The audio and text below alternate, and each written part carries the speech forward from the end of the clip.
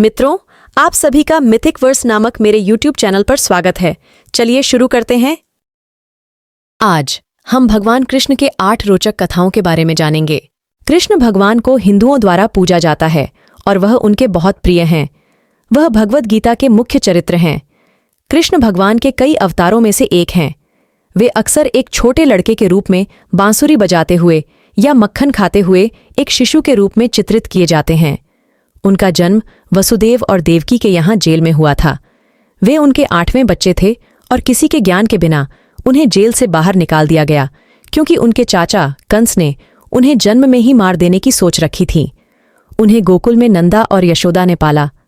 उनके साथ कई किस्से जुड़े हैं। यहाँ कुछ रोमांचक कृष्ण भगवान की कहानियां हैं। कहानी संख्या 1। कृष्ण गोवर्धन पर्वत उठाते हुए। वृंदावन के लोग एक महान पूजा की तैयारी कर रहे थे, ताकि जब आवश्यक हो तो भगवान इंद्र को प्रसन्न कर सकें और वे उन्हें प्रचुर वर्षा प्रदान करें।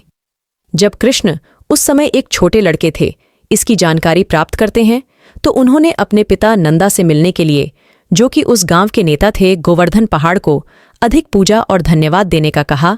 इंद्र से उन्होंने यह दावा किया कि गोवर्धन ही उन्हें शुद्ध जल और हवा प्रदान करता था, साथ ही उपचारी औषधियों को भी। उन्होंने नंदा और गांव के बुजुर्गों को मना लिया, इसलिए उन्होंने अपनी पूजा को गोवर्धन के लिए ही अर्पित किया। भगवान इंद्र ने सब कुछ देखा और इस बात से नाराज हो गए कि वृंदावन के लोगों ने एक छोटे बच्चे की बात सुनी और उसके कहे गए वचन पर विश्वास किया। तो लोगों को सबक सिखाने के लिए उन्होंने गांव को नष्ट करने के लिए एक विशाल तूफान भेजा। कृष्ण ने एक उंगली से गोवर्धन पहाड़ उठाकर इस तूफान से सभी जानवरों और लोगों की रक्षा की। सभी वहां बारिश रुकने तक सुरक्षित रहे। इंद्र ने समझ लिया कि वह लड़का कौन था और उसने जो किया उसके लिए माफी मांगी। कहानी संख्या 2। कृष्ण ने राक्षसी पूतना को मार डाला। कंसा ने पूतना को बुलाया, जो अपने रूप को बदल सकने वाली एक राक्षसी थी। उसने उससे कहा कि गोकुल में जन्मे सभी शिशुओं को मार दे। उसने एक सुंदर महिला के रूप में बदल लिया और अपनी छाती को जहर से भर दिया। उसने गोकुल में पैदा हुई सभी शिशुओं को एक एक करके मार डाला। फिर उसने नंदराजा के पास जाकर वहां बच्चा कृष्ण देखा और उसे दूध पिलाने के लिए उठा लिया। कृष्ण ने उसके जीवन को बाहर निकाल दिया और उसे मार डाला। मरते समय उसका राक्षसी का महाशक्ति रूप में वापस चला गया। अन्य लोगों ने उसके ऊपर कृष्ण बच्चे के साथ उसके विशाल शरीर को पाया। पूतना की आत्मा इसलिए मुक्ति प्राप्त की क्योंकि उसने भगवान कृष्ण को अपना स्तन पीने का आदान किया। कहानी संख्या 3। कृष्ण ने सांप राक्षस अघासुर को मार डाला। एक दिन कृष्ण और अन्य लड़के खेल रहे थे, जब उन्हें एक विशाल गुफा का सामना हुआ। यह गुफा पूतना के राक्षस भाई अघासुरा था, जो एक विशाल सांप के रूप में वहां इंतजार कर रहा था। उसका मुंह गुफा का मुख्य द्वार था। गरम हवा और मछली जैसी गंध गुफा से आ रही थी। लड़के उत्सुक हो गए और अंदर चले गए। कृष्ण जानते थे कि यह वास्तव में कौन था, लेकिन कुछ समय बाद उन्होंने भी उनके पीछे चला गया। राक्षस उस पल का इंतजार कर रहा था और जैसे ही कृष्ण अंदर आया, उसने अपने जबड़ों को कसकर बंद कर दिया। जब ऐसा हुआ तो कृष्ण ने अपने शरीर को फैलाया और राक्षस को मौत की आग में जकड़ लिया। उन्होंने अपने मित्रों को बचाने और राक्षस को मुक्ति प्रदान करके अपना कृपा दिखाया। कहानी संख्या 4। भगवान कृष्ण ने दुर्योधन के यज्ञ को टूटने दिया। महाभारत युद्ध से पहले दुर्योधन को युद्ध में अपनी विजय सुनिश्चित करने के लिए यज्ञ करना चाहिए था। इसलिए उसने सहदेव से सर्वश्रेष्ठ तिथि बताने को कहा। सहदेव एक महान ज्योतिषी थे और अपने पेशे को बड़े समर्पण के साथ करते थे। इसलिए भले ही दुर्योधन दुश्मन था, लेकिन उसने उसकी मदद की। उसने उसे नए चंद्रमा के दिन यज्ञ करने का सुझाव दिया। इससे पांडव और कृष्ण को नाराज हो गया, क्योंकि नए चंद्रमा के दिन का यज्ञ दुर्योधन की विजय की गारंटी देता। इसे रोकने के लिए कृष्ण ने एक दिन पहले ही नए चंद्रमा के दिन पितृतर्पण शुरू किया। जब सूरज और चंद्रमा को इसके बारे में पता चला तो वे भगवान कृष्ण के पास आए कि उन्हें बताएं कि उन्होंने आज क्यों तर्पण कर रहे हैं बजाय कि कल। इस पर कृष्ण ने कहा कि नए चंद्रमा का दिन वह दिन है जब सूरज और चंद्रमा मिलते हैं और वे अब उनके सामने मिले हैं, इसलिए यह नया चंद्रमा का दिन है। इसके कारण दुर्योधन ने सही दिन पर यज्ञ करने में असमर्थ रहा और कृष्ण ने सुनिश्चित किया कि वह जीत नहीं सकता। कहानी संख्या 5। भगवान कृष्ण और उनकी 16,108 पत्नियां। कृष्ण की 8 प्रमुख रानियों को अक्सर अष्टभर्या ऐस कहा जाता है। भगवत पुराण में पाए जाने वाली सबसे लोकप्रिय सूची में शामिल हैं रुक्मिणी, सत्यभामा, जाम्बवती, कालिंदी, मित्रविंदा, नागनजिति, भद्रा और लक्ष्मणा। अष्टभर्या के अलावा कृष्ण के 16,000 या 16,100 छोटी रानियां भी थीं। कहानी इस प्रकार है, नरकासुर एक राक्षस था और मां पृथ्वी का पुत्र था। उसने 16,100 महिलाओं को अपहरण किया और उन्हें अपनी कब्जे में रखा। कृष्ण और उनकी पत्नी सत्यभामा राक्षस के पास गए और एक भयंकर युद्ध लड़ा। इस युद्ध में कई राक्षस मारे गए। अंत में सत्यभामा ने नरकासुर को मार डाला।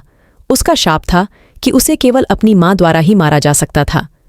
सत्यभामा को पृथ्वी माता का पुनर्जन्म माना गया था। युद्ध के बाद कृष्ण ने 16,100 महिलाओं से कहा कि वे अपने घरों में लौटें, लेकिन वे इनको वापस नहीं लेना चाहते थे क्योंकि उन्हें किसी पुरुष की कब्जे में रहने की सजा मिली थी। जब उनसे पूछा गया कि वे क्या करना चाहती हैं, तो उन्होंने कृष्ण से विवाह करने की इच्छा जाहिर की। तो उन्होंने अपनी इच्छा को पूरा करने के लिए अपने को कई शरीरों में विस्तारित किया और 16,100 महिलाओं के साथ एक ही शुभ समय में विवाह किया। उन्होंने हर एक के लिए एक सुंदर घर बनाया और उनके साथ रहने के लिए अपने के 16,100 रूप बनाए। कहानी संख्या 6, भगवान कृष्ण और परीक्षित का जन्म।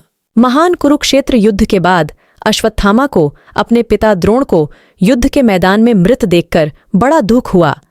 उसके क्रोध में उसने सभी पांडव पुत्रों को मार डाला, द्रौपदी और उनके 5 पुत्र उप पांडव।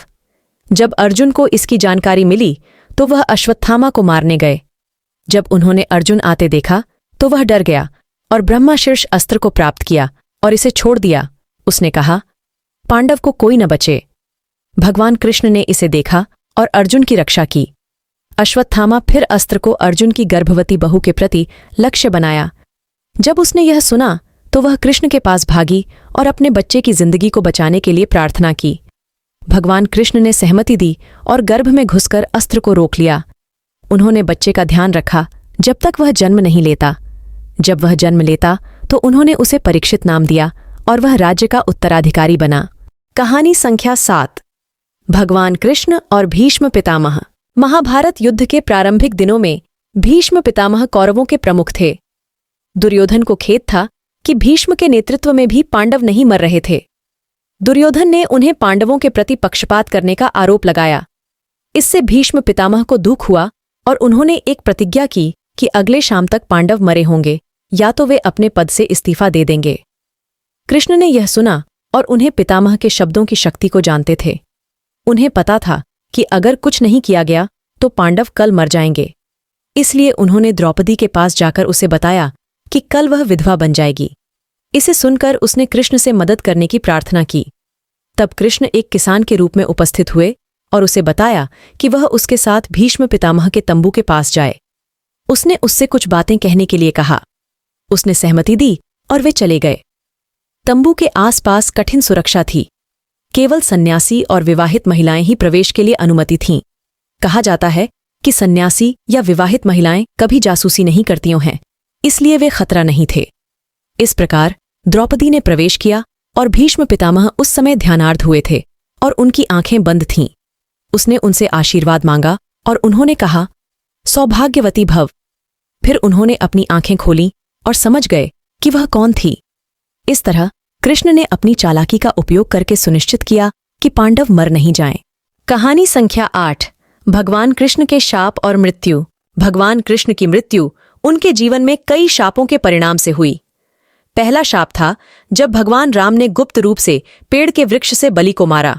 हालांकि बलि ने भगवान राम के खिलाफ कोई छल नहीं की थी। भगवान राम ने अपनी गलती स्वीकार की और उन्हें अगले जन्म में अपने हाथों से मारने का अधिकार दिया। मुनि दुर्वासा ने भी कृष्ण को श्राप दिया। उन्होंने कृष्ण से अपने पूरे शरीर पर खीर लगाने को कहा था। कृष्ण अपने पैरों पर खीर नहीं लगाया। इस पर दुर्वासा ने उसे श्राप दिया कि उसके पैर हमेशा कमजोर और संरक्षित नहीं रहेंगे। कुरुक्षेत्र के युद्ध के बाद गांधारी ने अपने पुत्रों के मृत शवों को देखा और कृष्ण को बुलाया। उसने उनके मौत का आरोप लगाया कि अगर वह चाहते तो इसे रोक सकते थे। कृष्ण ने इसे सुनकर हंसा।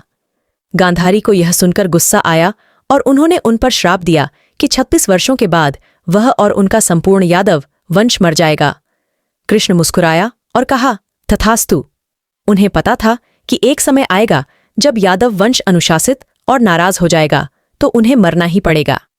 श्राप अंततः सत्य हो गया। अंत में पूरे यादव वंश के मरने के बाद भगवान कृष्ण ज्यादा चिंतित थे। उन्हें एक हिरण के पैर के रूप में भ्रमित बनाने वाले शिकारी जरा ने मार डाला। जरा पिछले जन्म में बलि का पुनर्जन्म था। कृष्ण की पैर में तीर के कारण उनकी मृत्यु हुई, क्योंकि दुर्वासा के श्राप के अनुसार उनके पैर हमेशा कमजोर और संरक्षित रहेंगे। यह हमें एक महत्वपूर्ण बात सिखाता है, कोई भी कर्म से बच नहीं सकता। दोस्तों, आज के लिए इतना ही। भगवान कृष्ण की कहानियों से सीखते रहें और अपने जीवन में भी लागू करते रहें।